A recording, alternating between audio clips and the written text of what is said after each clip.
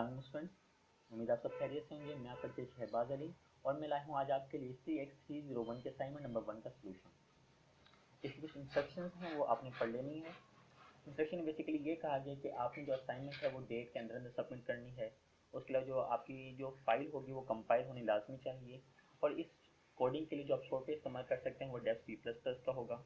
आपकी जो फाइल है करप्ट नहीं होनी चाहिए। करप्ट से बचने के लिए आप ये कर लिया करें कि अपनी फाइल को सबमिट करवाने के बाद उसको डाउनलोड करके चेक कर लिया करें कि वो आया सही तरीके से डाउनलोड हो भी रही है या नहीं हो रही। और लास्ट में हमें ये कहा गया कि जो हमारी असाइनमेंट होगी वो इंटरनेट हैंड्स आउट या किसी भी दूसरे रिसोर्सेज से कॉपी नहीं की जाएगी और अगर वो कॉपी की गई होगी तो उसकी कोई मार्क्स आपको नहीं मिले। इसके लिए हम जो सॉफ्टवेयर इस्तेमाल करेंगे वो डेव C++ का होगा। इसका ऑब्जेक्टिव ये है कि जो यूज़र्स हैं, जो हमारे प्रोग्रामर्स हैं, जो हमारे स्टूडेंट्स हैं, वो स्टैक डेटा स्ट्रक्चर से वाकिफ हो जाएंगे। स्टैक डेटा स्ट्रक्चर होता क्या है आपके। तो ये हमारे पास का सारा सिनेरियो दिया गया है। सारे सिनेरियो को आपने एक दफ़ा पढ़ लेना है। स्टैक होता क्या सारा आपको इसको पढ़ के समझ आ जाएगा। उसके बाद हम सारा अपने प्रोग्राम की तरफ जाएंगे। हमारे पास आउटपुट है, हम इंशाल्लाह इस आउटपुट को करके भी देखेंगे कि हमारे जो आउटपुट है वो बिल्कुल सेम टू सेम ऐसे ही आएगी। तो मैं अपना जो प्रोग्राम है वो शुरू करने से पहले मैं आपको कोशिश करूँगा कि आपको बता दूँ कि स्टैक होती क्या है। तो इसके लिए मैंने आपकी स्लाइड्स बनाई हुई हैं, उस स्लाइड्स देख चलते हैं स्लाइड्स की जानिब। Stack basically in real life में स्टैक को बुक्स भी होता है, स्टैक को प्लेट्स भी होता है। इसकी मिसाल आप ऐसे ले लें कि आपने एक बुक रखी है, उसके ऊपर लगातार आप बुक रखते जा रहे हैं तो क्या बन गया, वो स्टैक ऑफ बुक्स बन गया। इसी तरह स्टैक ऑफ प्लेट्स से क्या है, अपनी प्लेट रखे हैं उसके ऊपर लगातार आप टैब बताए प्लेट्स रखते जाते हैं तो वो हमारे पास स्टैक ऑफ प्लेट्स बन गया। अब इससे क्या होगा, अगर आपने कोई नई प्लेट या नई बुक अपने स्टैक के अंदर ऐड करनी है तो सिर्फ आप ऊपर से ऐड कर सकते हैं, यानी एट द टॉप। और अगर आपने रिमूव करनी है तो वही आप क्या कर सकते हैं, सिर्फ टॉप से ही आप इसको रिमूव कर सकते हैं। तो बेसिकली यह क्या हो गया, कलेक्शन ऑफ एलिमेंट्स हो गया, arrange in a linear order. कि हमारे पास लीनियर ऑर्डर में जो एलिमेंट्स है वो अरेंज है। Can only assess element at the top, और सिर्फ हम टॉप से ही अपने एलिमेंट्स तक रसाई हासिल कर सकते हैं। इसके ऑपरेशंस कौन कौन से हैं, इसके ऑपरेशन में पुश का आ जाता है, पॉप का आ जाता है और टॉप का आ जाता है। पुश में ये होता है कि कोई एलिमेंट हम अपने स्टैक के अंदर इनपुट करें कि नया एलिमेंट इंसर्ट कर रहे हैं। पॉप में ये होता है कि हम अपने स्टैक के अंदर से कोई एलिमेंट को रिमूव कर रहे हैं। और टॉप में ये होगा कि return the top element without removing it from the stack, के रिमूव किए बगैर टॉप एलिमेंट हमें रिटर्न कर देगा। एक मिसाल है, इसके जरिए आपको समझाने की कोशिश करता हूँ, इंशाल्लाह आपको समझ आ जाएगी। यहाँ पे आप देख सकते हैं कि ये हमारे पास स्टैक आ गया। अब आप जो मर्जी इसको डिक्लेयर कर लेंगे, स्टैक ऑफ बुक्स हो गया, स्टैक ऑफ प्लेट्स हो गया या एलिमेंट्स हो गया आपके पास। आप यहाँ पे देख सकते हैं कि हमारे पास यहाँ पर एक स्टैक है, इसमें स्टार्ट में ये खाली है और फिर हम इस आगे जाकर इसमें एलिमेंट इंसर्ट करते हैं। पहले हमने इसके अंदर 2 इंसर्ट करा, यानी 2 हमने इसके अंदर पुश करा तो हमारे पास जो टॉप है वो भी 2 है। फिर जब हम इसके अंदर 5 इंसर्ट करेंगे तो जो हमारा टॉप होगा वो 5 पर चला जाएगा। इस तरह 7 और इसी तरह 1। अब यहाँ पे आप देखें पॉप में कि जो हमारा करंट है वही हमारा टॉप है, यानी सबसे लास्ट में वही हमारा टॉप है। उसके बाद हमने पुश करा 21 तो हमारा 21 क्या हो गया, टॉप हो गया।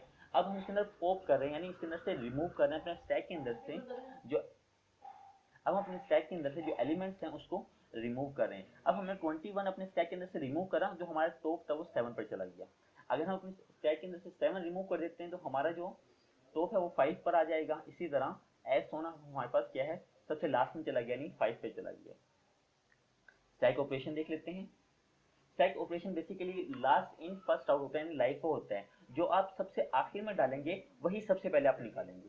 अच्छा क्या होगा कि जब आप अपने स्टैक के अंदर से किसी एलिमेंट को निकालने की कोशिश करेंगे जबकि स्टैक के अंदर कोई एलिमेंट पड़ा ही नहीं हुआ तो ये तो हमारा प्रोग्राम फेलियर हो जाएगा। तो इससे बचने के लिए पहले हम चेक करेंगे इस एमपीटी का फंक्शन लगा के क्या स्टैक के अंदर कोई एलिमेंट है भी सही या नहीं। अगर नहीं होगा, यानी स्टैक अगर खाली होगी तो हमें ट्रू रिटर्न कर देगा, और अगर स्टैक हमारी खाली होगी तो वो हमें ट्रू रिटर्न कर देगा, और अदरवाइज क्या कर देगा, वो फॉल्स कर देगा। ये सारी हमारे पास इम्प्लीमेंटेशन है, ये आप पढ़ लीजिएगा। अब हम अपनी स्टैक इस्तेमाल कर रहे हैं अरे की मदद से। आप देख सकते हैं कि ये हमारे पास स्टैक है और हम अरे की मदद से इसका इस्तेमाल कर रहे हैं, यानी अरे की मदद से एक स्टैक बना रहे हैं। आप जैसे कि जानते हैं जो अरे के इंडेक्स हैं वो 0 से शुरू होते हैं और एस से जारी रहते हैं कि जो हमारे 0 लोकेशन है वहाँ पे हमारे पास 2 पड़ा हुआ है। इसी तरह 1 पे हमारे पास 5 है, 2 पे हमारे पास 7 है, 3 पे हमारे पास 1 है। अब ये सारी यूजर की जिम्मेदारी होगी कि वो कुछ भी अपने स्टैक के अंदर एलिमेंट इंसर्ट करने से पहले चेक करेगा कि जो स्टैक है वो क्या फुल तो नहीं है। अगर फुल होगी तो वो हमें ट्रू रिटर्न कर देगा, अदरवाइज क्या कर देगा, हमें फॉल्स रिटर्न कर देगा। इसी तरह दूसरा भी हमने इससे पहले जो पढ़ा है एम्प्टी का, ये यूज़र की जिम्मेदारी है कि वो empty2 से पहले से चेक करेगा कि अरे के अंदर क्या कुछ खाली तो नहीं है और हम अरे से कुछ मांग रहे हैं जबकि अरे के अंदर कुछ पड़ा ही ना। अभी पॉप का हमारे पास ऑपरेशन आप देख सकते हैं कि अब हम किसी एलिमेंट को अपने अरे के अंदर से निकाल रहे हैं तो करंट रिटर्न कर देगा वो हमें ए, और करंट में से यानी करंट जो लोकेशन है वो एक एक माइनस कर देगा तो हमारी अरे में जगह बच जाएगी। इस तरह पुश का है, आप यहाँ पे करंट में एक इजाफा कर दिया, यानी अरे के अंदर हमारी जो लोकेशन थी वो अगर 5 थी और आपने इंसर्ट कर दिया 1 तो 1 हमारे इस्तेमाल में होगी, सर आपने 2 इंसर्ट कर दिया तो 2 भी इस्तेमाल में आ गई, 3 भी इस्तेमाल में आ गई है, एज सो ऑन। ये सारे हमारे पास स्कोप का फंक्शन है, इम्पटी का फंक्शन है, स्कूल का फंक्शन है। इंशाल्लाह अपने प्रोग्राम की जानिब चलते हैं, उससे आपको इसका समझने में बड़ी आसानी मदद मिलेगी। उम्मीद करता हूँ कि आपको इस स्टैक ये समझ आ गया होगा। अब हम अपने प्रोग्राम की जानिब बढ़ते हैं। मैंने आपके लिए यहाँ पे पहले से एक प्रोग्राम बना के रखा हुआ है, मैं इसकी कोडिंग आपको समझाता हूँ। सबसे पहले हमने ऊपर इंक्लूड फाइल कर लिया, आईओ स्ट्रीम कर लिया यूजिंग नेम स्पेस। अब यहाँ पे हम अपनी स्टैक की क्लास बनाएंगे, क्लास, और उसके बाद हमने अपने स्टैक का नाम जो है वो डिक्लेयर कर दिया कि हमारे स्टैक का जो नाम होगा वो बुक्स होगा। और प्राइवेट में हमने क्या कर दिया, हमने अपनी क्लास के अंदर 4 इंटीजर ले लिए। एक में हमने ले लिया है करंट का, एक बुक्स का, एक साइज का और एक का हमारे पास स्टैक का आ गया। अब यहाँ पे हम अरे के अंदर डायनेमिकली अपनी जो मेमोरी है वो एलोकेट कर रहे हैं, और इसके बाद हमने एक पब्लिक में, और इसके बाद हमने एक बुक्स का जो कंस्ट्रक्टर है उसके पैरामीटर्स ले लिए हैं। पैरामीटर्स में अपने एस और बी ले लिया है। अब एस के अंदर जो साइज हम अपने मेन फंक्शन में जाकर जो साइज डालेंगे एक्स का, वो साइज के इक्वल आ जाएगा और वही साइज वो यहाँ पर आ जाएगा। इस तरह स्टैक में जो हम साइज डालेंगे वो यहाँ पे, इसी तरह यहाँ पे जो स्टैक हम डायनेमिकली मेमोरी एलोकेट कर रहे हैं वो साइज यहाँ पर आ जाएगा और वो साइज फिर इसी तरह हमारे अरे का जो साइज होगा वो डिक्लेयर हो जाएगा। इस तरह हम बुक्स यानी कितनी नंबर ऑफ बुक्स जो यूजर चाहता है कि इंटर करना, और लास्ट में हमारे पास जो करंट होगा वो -1 होगा। मैं आगे जाके आपको समझाता हूँ कि जो करंट है ये -1 हमने क्यों रखा है। अब कुछ फंक्शन आ जाते हैं हमारे पास। फंक्शन जैसे कि अभी हम पढ़ के आए हैं, फंक्शन हमारे पास पुश का हो गया, पॉप का हो गया, इज इम्पटी, स्कूल का, ये सारे। फर्स्ट फंक्शन है कि हमारे पास जो स्टैक है, फर्स्ट फंक्शन हमारे पास पुश का है जो रिटर्न हमारे पास कुछ नहीं करेगा, और उसकी जो पैरामीटर है वो हमारे पास इंटीजर एक्स है। स्टैक ले लिया, इंक्रीमेंट करंट यानी pre increment current is equal to x. जो करंट है उसमें पहले इंक्रीमेंट करेगा और फिर उसको एक्स में, जो हमारे पास करंट है उसमें पहले प्री इंक्रीमेंट करेगा और वो हमारे पास एक्स के इज इक्वल टू कर देगा। सेम इस तरह हमारे पास दूसरा फंक्शन है पॉप का। पॉप में ये होगा कि कोई एलिमेंट हम अरे के अंदर से निकाल रहे हैं तो हमारे करंट में क्या हुआ, करंट डिक्रीमेंट, यानी अपने करंट, हमारे करंट में क्या हो गया, डिक्रीमेंट हो गया। हमारे करंट में क्या है, लोकेशन बढ़ गई है। और टॉप क्या होगी, टॉप हमारा वही होगा जो हमारे पास करंट है, यानी जिस लोकेशन पे हमारा करंट है वही हमारा क्या होगा, स्टैक का टॉप होगा। इस एम्प्टी, अब हम पहले चेक करेंगे जो हमारी अरे है कि वो खाली तो नहीं है। अब मिसाल के तौर पर मैं इसको समझाता हूँ कि खाली कब होगी, जब करंट भी जो होगा वो -1 के इज इक्वल टू हो जाएगा। जैसे कि आप जानते हैं ऊपर हम जो करंट डिक्लेयर करा था, ये देखिए करंट हमने -1 रखा था, और जो हमारा जो करंट है वो -1 के इज इक्वल टू होगा। इसका मतलब क्या होगा कि जो हमारी अरे है वो इस टाइम खाली है। उसके बाद नेक्स्ट फंक्शन में चलते हैं। नेक्स्ट फंक्शन हमारे पास फुल का आ गया कि हमारे पास जो करंट है वो इज इक्वल टू साइज में से आप -1 कर दें। इसका आप कुछ इस तरीके से समझ लें कि अगर हमारे पास जो करंट है वो 6 है, ठीक है, और जो हमारे पास जो साइज है वो हमने 6 डाला, 6 में जब आप -1 करेंगे तो आपके पास किसके इज इक्वल टू आ जाएगा, वो 5 के इज इक्वल टू आ जाएगा। जैसे कि हमें पता है कि जो हमारी अरे होती है, जो उसके इंडेक्स होते हैं वो 0 से शुरू होते हैं। जब 0 से शुरू करेंगे 5 तक वो 6 हो जाएंगे, और जो करंट है वो भी हमारा क्या हो गया, 6 हो गया। जब 6 के 6 जो, जब हमारे पास 6 के 6 फुल हो जाएंगे, अब करंट भी हमारे पास 6 हो गया, जो साइज हमने यहाँ पर डिक्लेयर किया था वो भी हमारे पास 6 हो गया, दोनों 6 हो गया। इसका मतलब क्या हो गया, हमारे पास जो अरे है वो फुल है। अब हम अपने मेन फंक्शन की जानिब चलते हैं। मेन में यहाँ पे मैंने अपने इंट में कुछ वेरिएबल्स डिक्लेयर किए गए हैं। इन वेरिएबल को डिक्लेयर करने का मकसद मैं आपको आगे चलकर समझाता हूँ। सबसे पहले सी आउट में क्या किया, set the size of the अरे। हम अरे का साइज सेट कर रहे हैं, यानी एस, एक्स के जरिए, यानी यूजर से कहेंगे कि वो अरे का साइज डालें। अब जो एस की वैल्यू हम यहाँ पे डालेंगे, अब आपको याद होगा जब हम अरे की क्लास बना रहे थे वहाँ पे भी हमने एक एस रखा था। यहाँ पे वो साइज अगर डिफॉल्ट हम 5 रखते हैं तो वो 5 एस की वैल्यू 5 यहाँ पर आ गई, और साइज इक्वल टू किसके हो गया, 5 के। अब वो 5 आपके पास यहाँ पर आ गया और अरे का जो साइज है वो यहाँ पे डायनेमिकली हमने डिक्लेयर कर दिया कि अरे हमारे पास 5 की होगी मिसाल के तौर पर। उसके बाद how many books do you want to add in the stacks, कि आप स्टैक के अंदर कितनी बुक्स ऐड करना चाहते हैं। हम इसमें 99 कर सकते हैं, इसमें हमारा जो हमने कंडीशन है सिनेरियो जो हमारे पास उसके मुताबिक हम 99 कर सकते हैं। अब यहाँ पे नंबर ऑफ बुक्स डाली हमने कि कितनी बुक्स हम अपनी अरे के अंदर इंसर्ट कर सकते हैं।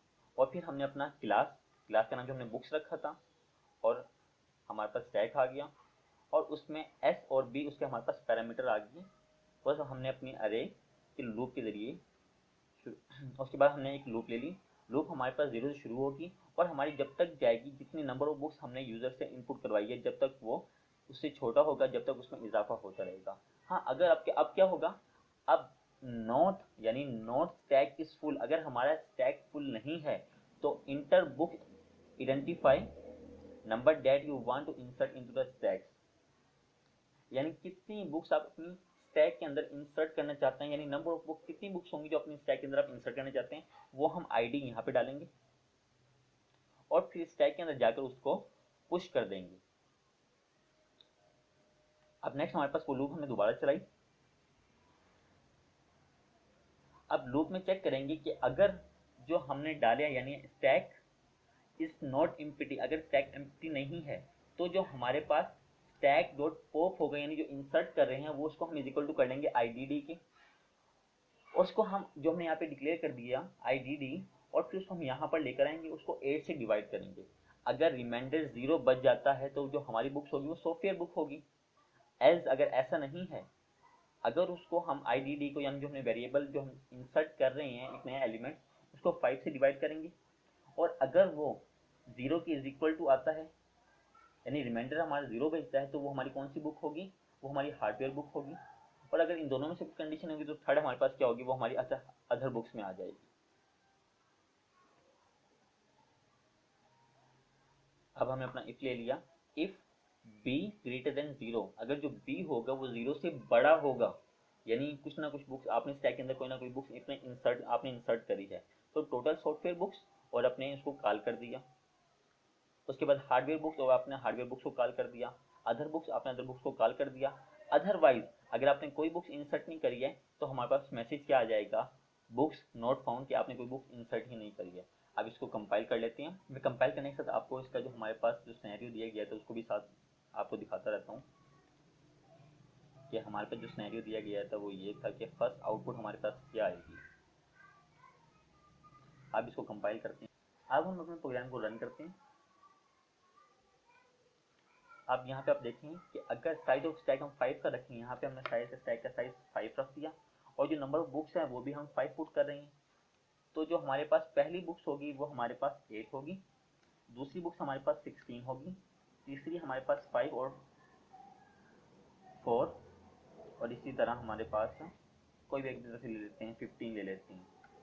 आप देख सकते हैं कि हमारे पास जो सॉफ्टवेयर बुक्स है वो हमारे पास 2 है, जो हार्डवेयर बुक्स है वो हमारे पास 2 है और अदर बुक्स हमारे पास कितनी आ गई, 1 आ गई, जैसे कि सिनेरियो हमें हमारे आउटपुट फाइल में दिखाया गया था। अब एक और चेक कर लेते हैं, इसको मजीद रन करते हैं।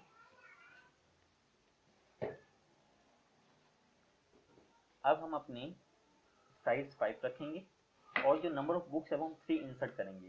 तो पहली बुक्स हमारे पास 8, दूसरी हमारे पास 5 और तीसरी हमारे पास 7। तो देख सकते हैं आप हमारे पास software books 1, hardware books 1, other books हमारे पास 1, जैसा कि हमारी क्वेश्चन फाइल में हमें दिखाया गया था।